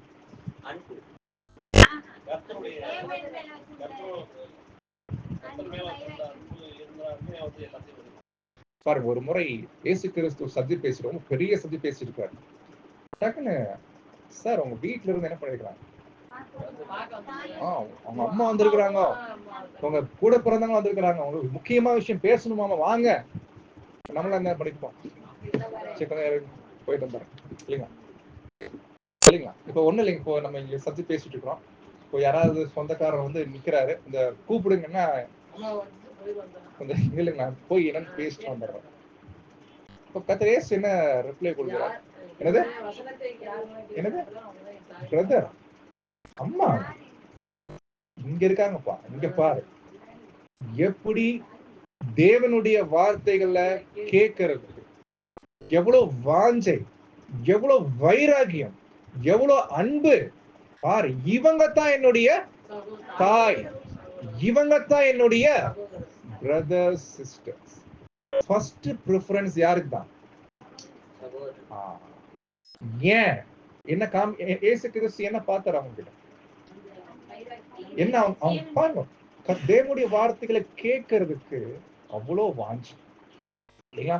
சத்தியத்தை கேட்கறதுக்கு ஒரு நாளைக்கு ஒரு ஒன் டே மீட்டிங் வச்சு 3 சப்ஜெக்ட் அரேஞ்ச் பண்றோம்னா நம்ம எத்தனை மீட்டிங் பிளான் பண்ணோம்? வீட்லயே 2 சப்ஜெக்ட் கேட்டு என்ன பண்ணலாம்? 3ஆவது சப்ஜெக்ட் அப்போ கிளம்பிடலாம். இது என்ன அர்த்தம்? என்ன இல்ல, சத்தியத்தை கேட்கறதுக்கு போறதே ஒன் டே மீட்டிங் தான் இல்லைங்களா? ஒன் டே மீட்டிங் கண்டிப்பா என்ன இருக்கும்? 3 சப்ஜெக்ட் இல்லையா? தேவனுடைய வார்த்தைகளை கேட்கறதுக்கு வைராக்கியம், விருப்பம், வாஞ்சை இருக்கணும். கர்த்தர் மேல அன்பு இருக்கணும், தேவன் மேல அன்பு இருக்கணும், சத்தியத்தின் மேல அன்பு. எந்த அளவுக்கு தேவனுடைய வசனங்கள் மேல நம்ம அன்பு வைக்கிறோமோ அதை பார்க்கக்கூடிய நாம பார்க்கிற எனக்கும் இருக்கணும். அது ரொம்ப முக்கியம் இல்லைங்களா? பாக்குற எனக்கும் இருக்கணும். எனக்கு என்ன வராது, வருவேன், ஹாய் ஹாய் சொல்லுவேன், பாய் சொல்லிட்டு கை கொடுத்துட்டு போயிடுவேன், அவ்வளவுதான் இல்லைங்களா? பட் சகோதர அன்புன்றது வராது. அப்போ இந்த மாதிரி பக்தி வைராகியம் உள்ளவர்களாக நம்ம இருக்கும்போது, என்கிட்ட அதே ஆவி இருக்குன்னா, இதே ஆவியை நான் உங்ககிட்ட பார்த்தேன்னா, நான் மத்தவங்களை விட எனக்கு அதிகமா ரொம்ப சிநேகிப்பாரு இல்லையா? சோ இந்த விஷயம் தான் நம்ம அதிகமா இயேசு கிறிஸ்து கிட்ட 12 பேர் இருந்தாங்க. ஆனா 12 பேர் இருந்தா 3 பேர்ட்ட மட்டும் தான் க்ளோஸா இருப்பார், பாத்துருக்கீங்களா? சில இடங்கள்ல தனிமையா போகும்போது 3 பேரை தனியா கூட்டிட்டு போவார். ஏன்னா மத்தவங்களை காட்டிலும் இந்த 3 பேருக்கு என்ன தெரியுமா, கர்த்தர் மேல ஒரு 2 பேருக்கு ஒரு பேரை வைக்கிறார், பவர்ன கேசா. அது என்ன அர்த்தம்? இடி முழக்கத்தின் மக்கள், இடி முழக்கத்தின் மக்கள் இல்லைங்களா? ஏன்னா அவங்க ரொம்ப வைராகியமான ஜனங்கள். இன்னொரு பக்கம் பேதுரு, அவரும் கர்த்தர் மேல தேவன் மேல இல்லைங்களா? அப்போ இந்த 3 பேர் மற்றவர்களை விட என்ன பண்ணுவாங்க, கர்த்தர்கிட்ட ரொம்ப க்ளோஸா இருந்தாங்க இல்லைங்களா? ஓபன் ஹார்ட்ல பேசுவாங்க இல்லைங்களா? அந்த 3 பேர்ல ஒருத்தர் ரொம்ப க்ளோஸ், யாருங்க? யோவான். ஏன்னா அவரு அந்த மேல் வீட்டறையில இருக்கும் போது கர்த்தருடைய ஷோல்டர்ல இல்லைங்களா, மார்பா இல்லைங்களா, அது அந்த அளவுக்கு யார் உட்காருவா? கூட பிறந்தவங்க உட்காருவான். கூட பிறந்த தம்பினா என்ன பண்ணுவான்? உட்காரலாம் இல்லைங்களா? ஆனா இவர் அவ்வளவு க்ளோஸா ஷோல்டர்ல சாஞ்சு உட்கார்றாருன்னா என்ன அர்த்தம்? அந்த அளவுக்கு நல்ல ஒரு, அப்போ இதுதான் கர்த்தருடைய பிள்ளைகள் மத்தியில சகோதர அன்பு என்றது எப்படி உருவாகும்னா, எதன் அடிப்படையில நான் சகோதரனா பார்ப்பேன்னா இதன் அடிப்படையில் தான் சரிங்களா? பட் இது இல்லைன்னு வச்சுக்கோங்களேன், என்கிட்ட இல்லைனாலும் பிரச்சனை, உங்ககிட்ட நான் பார்க்கலனாலும் பிரச்சனை இல்லைங்க. எங்கேயா ஒண்ணு குறைவுபட்டாலும் வருவேன், நல்லா இருக்கீங்களா கேட்பேன், சாப்பிட்டீங்களா கேட்பேன், அவ்வளவுதான். அதுக்கப்புறம் சொல்லிட்டு கிளம்பிடுவேன் இல்லைங்களா? இதுதான் இல்லைங்களா? இப்படித்தான் அங்க போயிட்டு இருக்கு லைஃப்.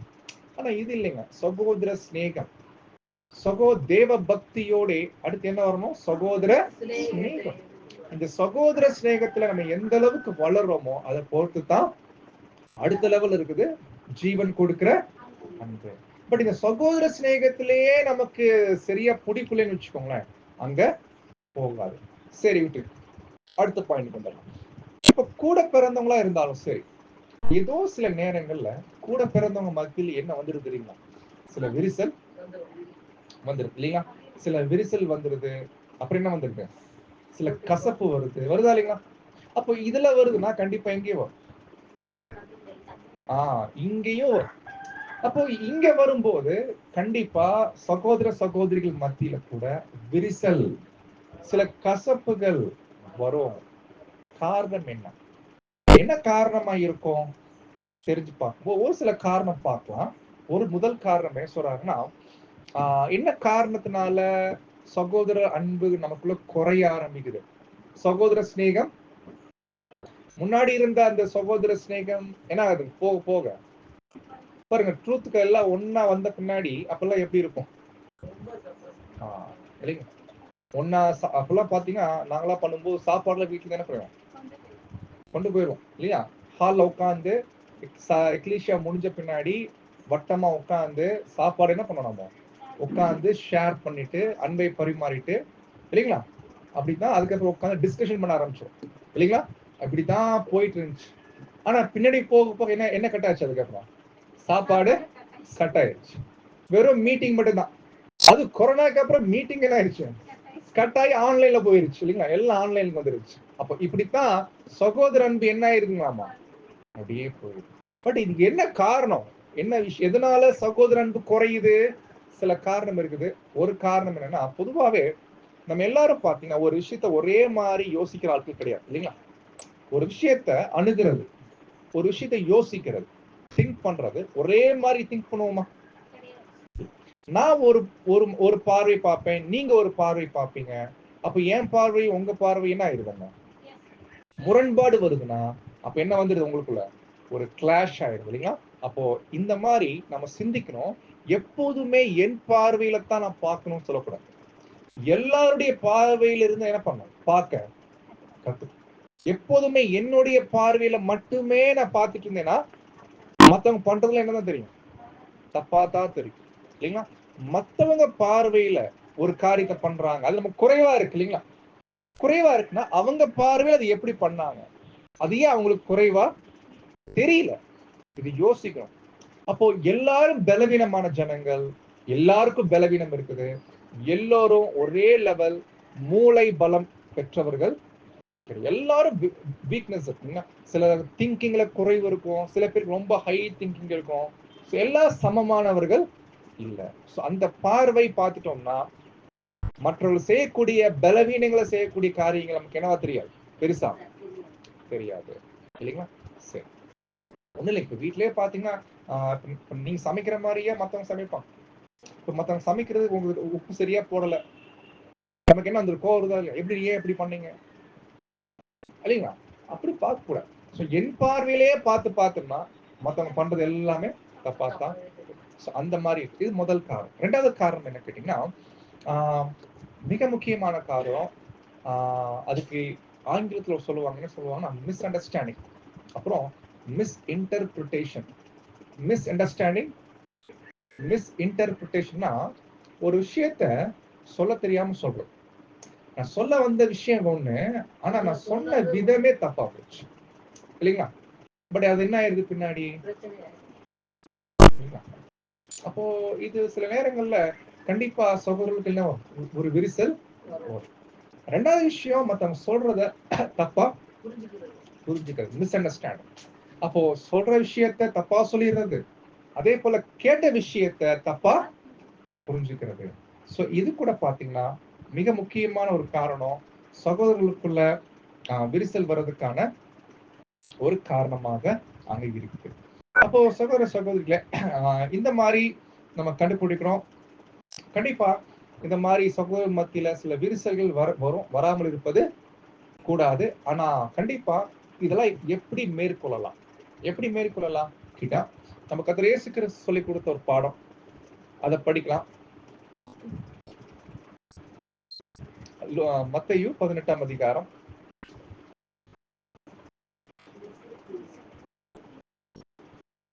அதுல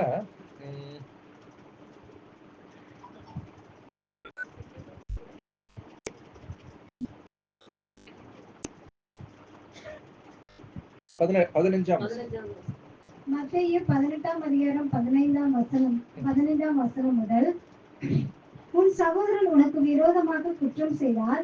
இது எந்த சகோதரன்? கூட பிறந்த சகோதரனா?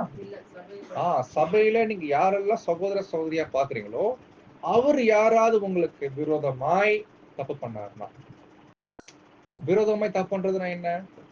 நம்ம கெட்ட பேர் உண்டு பண்ணுவாங்க, அப்போ நம்ம நல்ல பேரை கெடுப்பாங்க இல்லைங்களா? அப்புறம் நமக்கு எதிராக செய்வாங்க. யாராவது சகோதரன் உனக்கு விரோதமாய் தப்பு பண்ணாருன்னா என்ன பண்ணணும்? அவரை விட்டு கட் பண்ணணும், அப்படியா? அவனிடத்தில் போய் நீயும் அவனும் தனித்திருக்கையில் அவன் குற்றத்தை அவனுக்கு உணர்த்து. கரெக்ட், அவருடைய குற்றத்தை உணர்த்து. என்ன நோக்கம்? ஏன் போய் உணர்த்தணும்? அடுத்த பாயிண்ட், அவனுக்கு உணர்த்து. அவன் உனக்கு செவி கொடுத்தால் உன் சகோதரனை ஆதாயப்படுத்தி கொண்டாய். அப்படின்னு என்ன சொன்னா, நீங்க போகும்போதே என்ன நோக்கத்துல போகணும்? எப்படியாவது அவர் என்ன பண்ணணும்? அவரை ஆதாயப்படும். முன்ன இருந்த ஐக்கியம், முன்ன இருந்த அந்த அந்யோன்யம் என்ன ஆகணும்? மறுபடியும் வரணும். அப்ப என்ன பண்ணுங்க? உங்களுக்கு எதிரா அவர் தப்பு பண்ணிருக்காரா உணர்றீங்களா? அத போய் நீங்க என்ன பண்ணுங்க? சொல்லுங்க. அப்படி சொல்லிட்டீங்கன்னா, பிரதர் நீங்க இந்த மாதிரி பண்ணிருக்கீங்க, ரொம்ப கஷ்டமா இருக்குன்னா ஒத்துக்குவாரா அவரு? நீங்க ஏன் இப்படி பண்ணீங்க ஒத்துக்குவாரா? ஒத்துக்குவாரா? இல்ல. அப்ப எப்படி போகக்கூடாதுன்னா, போய் குற்றத்தை சொல்லுன்னு சொல்லு, குற்றத்தை என்ன பண்ணுங்க? உணர்த்து.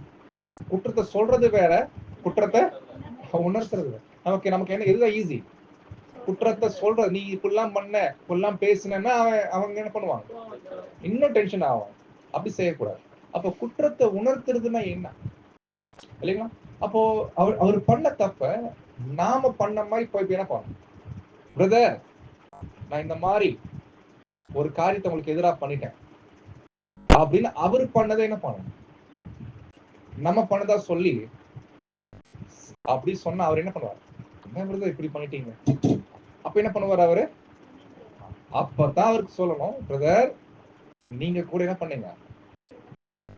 அப்பதான் அவர் என்ன பண்ணுவார், ஓ சாரி பிரதர், நான் பெரிய தப்பு பண்ணிட்டேன் இல்லைங்களா.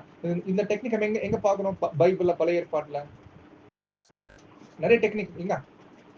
யோனத்தான் இல்ல யோனத்தான் நாத்தான் தீர்க்கதரிசி தாவீது பண்ண தப்ப போய் டைரக்டா போய் சொன்னார்னா அவர் காலி. நாத்தான் என்ன பண்ணிடுவாரு, தூக்குல போட்டுருவாங்க. எப்படி கொண்டு போலாம், தாவீது ராஜா கிட்ட போய் நீ இந்த மாதிரி ஏன் பண்ணன்னு கேட்டா முடிஞ்சு போச்சு கதை.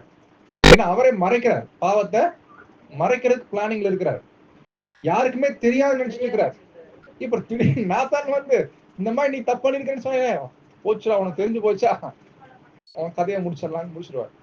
தாவீது தப்ப உணரணும்னா தாவீதுக்கு எது மைனஸ் பாயிண்ட், மைனஸ்னா எந்த விஷயத்த கீழே விழுந்துருவார், எந்த பாயிண்ட்ல அமைதி ஆயிடுவார்னா ஆடு. தாவீதுக்கும் ஆட்டுக்கு என்ன இருக்குமா, ஏன்னா ஆடுனா அவருக்கு உயிரே இல்லைங்களா, ஆடுனா உயிர். ஏன்னா சின்ன வயசுல இருந்து ஆட்டுக்கா என்ன பண்ணிருக்கிறாரு, சிங்கத்தை வந்தாலும் சிங்கத்தை என்ன பண்ணிருக்கிறாரு. அப்ப ஆட்டுக்காக எந்த லெவலுக்கு என்ன பண்ணுவார், இறங்குவார். அப்பதான் அந்த நாத்தான் தீர்க்கதரிசி ஒரு ஆட்டை வச்சு என்ன பண்ணார், ஒரு கதை ரெடி பண்ணார். அது கதைன்னு பின்னாடி தான் தெரிஞ்சு இல்லைங்களா. என்ன சொன்னாரு, இந்த மாதிரி உங்க ஊர்ல ஒருத்தர் ஏழை நபர் ஆடு வச்சிருந்தாரு, அதே ஊர்ல பணக்காரர் ஒருத்தர் இருந்தாரு, அவர்கிட்ட நிறைய ஆடு இருந்துச்சு, ஆனா விருந்து வைக்கிறேன்னு சொல்லி யார் ஆடு அடிச்சிட்டாரு, அடிச்சோ வந்துச்சுன்னு பாருங்க கோபம். அப்பதான் சொல்றாரு, நீங்க தான் என்ன சொல்றீங்க, ஒன்னும் புரியல, தெளிவா சொல்லுங்க. நீங்க எப்படி நீங்க இன்னொருத்தருடைய ப்ராப்பர்ட்டிய நீங்க எப்படி எடுக்கலாம். அப்பதான் தாவீது தப்ப, அப்போ மத்தவங்க தப்ப உணர வைக்கிறதுக்கு விதம் சொல்ற விதம் எடுத்தோன்னே ஏன் அப்படி பண்ணனா அவங்க என்ன பண்ண மாட்டாங்க, ஒத்துக்க மாட்டாங்க. யாராலும் ஒத்துக்க மாட்டாங்க, நம்மளே ஒத்துக்க மாட்டோம். அப்போ தப்ப ஒத்துக்க வைக்கிறது, உணர வைக்கிறது என்பது சொல்ல வேண்டிய விதம். ஏன்னா நீங்க போகும்போதே சகோதரன் என்ன பண்ணும், ஆதாய அந்த மைண்ட்ல போனதான் இல்லைங்களா. ஆனா நீங்க போகும்போது என்ன பண்ணிருந்தீங்களா, அவர் பண்ண தப்ப மன்னிச்சோம் சரிங்களா. நீங்க மன்னிக்காம போனீங்கன்னா கண்டிப்பா என்ன பண்ண முடியாது, ஆதாய ஆமா மன்னிச்சுட்டு போனீங்கன்னா நீ ஏன் பண்ணன்னு கேட்க மாட்டோம். சரி அதெல்லாம் ஒன்றும் பெரிய விஷயம் இல்லை, அப்படி விட்டுரும். ஆனா மன்னிக்காம போனேன்னு வச்சுக்கோங்க, சண்டை போட ஆரம்பிச்சிடும். நீ இப்படி பண்ணிக்கலாம், எப்படி பண்ணலாம், இப்படித்தான். அப்போ சகோதர ஆதாயத்தை எப்படியாவது செய்யணும், அந்த நோக்கத்தில் தான் பண்ணணும். அதனால தான் இயேசு கிறிஸ்து கேட்பாரு பேதுரு, நீங்க வந்து மன்னிங்க கேட்கும்போது, அப்போ பேதுரு சொல்லுவாரு எத்தனை டைம் மன்னிக்க கேட்பாரு இல்லைங்களா, 70 முறை. அப்போ 70 முறை மன்னிச்சா போதுமா, இல்ல இல்லைங்களா. அவருடைய அர்த்தம் என்ன, ஆமா உன் சகோதரன் ஒரு நாளைக்கு எத்தனை டைம் தப்பு பண்ணாலும் வந்து மன்னிப்பு கேட்டாருன்னா மன்னிக்கிறதுக்கு ரெடியா இல்லைங்களா. அப்போ சகோதர அன்பு அது ரொம்ப முக்கியம். சகோதர அன்பு நாளுக்கு நாள் என்ன ஆகணும், டெவலப். ஆனா சகோதர அன்பு எந்த மாதிரி இருக்கக்கூடாது இல்லைங்களா, மாயமற்ற. அது நமக்கு ஈஸிங்க, மாயமான அன்பு காமிக்கிறது ரொம்ப ஈஸி இல்லைங்களா. எப்படி வெளியே அவரை பத்தி நல்லா பேசுவோம், தப்பு தப்பா பேசுவோம், அவர் சரியில்லை, அவர் இந்த மாதிரி எல்லாம் பண்ணிட்டு இருக்கிறாருங்க. ஆனா இங்க வந்தா சிரிச்ச முகத்தோட, ஆமா இந்த டீ சாப்பிடுங்க பிரதர் இல்லைங்களா, இந்தாங்க பிரதர் வாங்க பிரதர் இல்லைங்களா. அது மாயமான அன்பு. அப்போ உங்க சகோதர சிநேகம் எப்படி இருக்கக்கூடாது, மாயமற்றதா இருக்கக்கூடாது. ஒருவரில் ஒருவர் எப்படி அன்பு கூறுங்க, சும்மா ஃபார்மாலிட்டிக்கு அன்பு கூறுங்க, ஊக்கம். அந்த எப்படி நீங்க கூட பிறந்தவங்க கிட்ட அன்பு காமிக்கீங்க அந்த மாதிரி அன்பு கூறுங்க. அப்புறம் அதாவது கூட பிறந்தவங்களுக்கு தெரியும், இவ்வளவு நாள் என் சகோதரன் என் சகோதரிக்கு நான் எப்படி அன்பு வச்சிருக்கேன், அந்த உணர்வு எனக்கு தெரியும் இல்லைங்களா. இப்ப அதே மாதிரி அன்பு தான் இப்ப யார்ட்டு காமிக்கணும், கூட பிறக்காத சத்தியத்தின் மேல அன்பும் சத்தியத்தின் மேல வாஞ்சையும் தேவன் மேல விசுவாசமும் கொண்ட நபர்கள் இல்லைங்களா. இப்போ ஒருவேளை நீங்க தேவன் மேல விசுவாசம் வைக்கலன்னா கண்டிப்பா எனக்கு என்ன வராது, உங்க மேல இந்த அன்பு வருமா, ஒரு லிமிட்டோட நடந்துக்கும். ஆனா அந்த அளவுக்கு ஊக்கமா அன்பு காமிக்கணும்னா நானும் அத விசுவாசத்துல இருக்கணும், நீங்களும். அப்போ இந்த சகோதர சிநேகம் எந்த அளவுக்கு வளர்றோமோ அதை பொறுத்து தான் அடுத்த பாயிண்ட், அன்புல அடுத்த ரீச்சுக்கு என்ன பாயிண்ட்டுங்க, அகாப்பே அன்புக்கு நாம கடந்து போறோம். இதுலயே நமக்குள்ள மாயமாலம் இருந்துட்டு இருந்துச்சுன்னா அந்த அன்புக்கு வாய்ப்பே இல்லை. படிக்கலாம், கேட்கலாம், அவ்வளவுதான். சரிங்களா? சோ அந்த அன்புக்கு போகணும்னா இந்த அன்புல நாம நல்லா வளரணும், தெளிவா இருக்கும். அப்போ கண்டிப்பா நம்மள பிரிவினைகள் இருக்கும், கசப்புகள் வரும். ஆனா இதன் மத்தியில சகோதர அன்பை நம்ம என்ன பண்ண வேண்டியிருக்கோம்? காத்துக்கொள்ள வேண்டியது அவசியமா இருக்கு. ஏன்னா சகோதர அன்போடு கூட அந்த ஒரே அப்பத்துல கை வச்சோம்னா அதுதான் தேவனுக்கு. ஆனா நீங்க பிரிவினைகளோட கை வச்சீங்கன்னா மேல இருந்து யார் பாக்குறா? இப்ப ஒரே அப்பத்துல கை வைக்கிறீங்க, ஒரே அப்பத்துல எல்லாரும் ஒரே சரீரமா இருக்கும்போது ஒரே சரீரத்துல பிரிவினை இருக்கா? ஆனா நீங்க பிரிவினையோட கை வச்சீங்கன்னா அதுக்கு பேர் என்ன? அபாத்திரம். இல்லைங்களா? சோ இது நாம கண்டுபிடிக்கணும். அப்போ சகோதர சகோதரிகளே, வரக்கூடிய நாட்கள்ல கர்த்தருடைய மரணத்தை நம்ம நினைவு கூறலாம்.